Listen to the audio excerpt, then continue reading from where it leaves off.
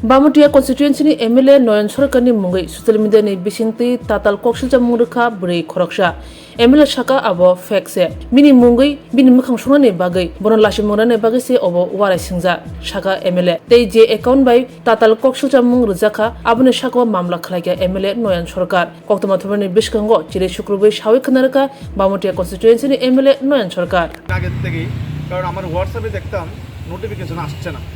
তারপর দেখলাম যে গতকাল একজন আমাকে ছবি পাঠিয়েছে, তো আমি ছবিটা দেখার আগেই সিন হয়ে যাচ্ছে, মানে তখন ভাবলাম যে হোয়াটসঅ্যাপটা কিছু একটা হয়েছে।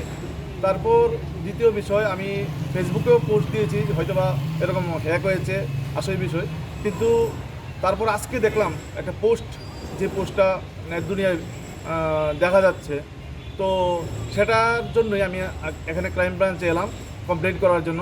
ব্যক্তিটা কে তার জন্য আমি ক্রাইম ব্রাঞ্চে কমপ্লেন করেছি, এখন এফআইআর করব। তো এখানে দেখুন, সবচেয়ে বড় অবাক করার বিষয়, যে পোস্টটা করেছে সেটার মধ্যে যে চক্রান্ত, এটা একদম ক্লিয়ার। এই পোস্ট থেকে বিজেপি ত্রিপুরা, ডক্টর মানিক সাহা তাদেরকে ট্যাগ করা হয়েছে। আমি বুঝলাম না এটার মানেটা কি।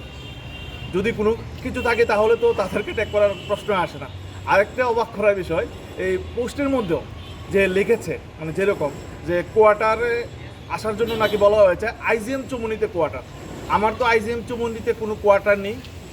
তো এতেই বোঝা যায় যে এটা একটা চক্রান্ত করে আমাকে দুর্নাম করার জন্য।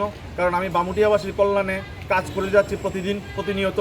আপনারাও দেখছেন সোশ্যাল মিডিয়াতে বিভিন্ন রকম বিধায়ক উন্নয়ন তহবিল থেকে কাজ চলছে।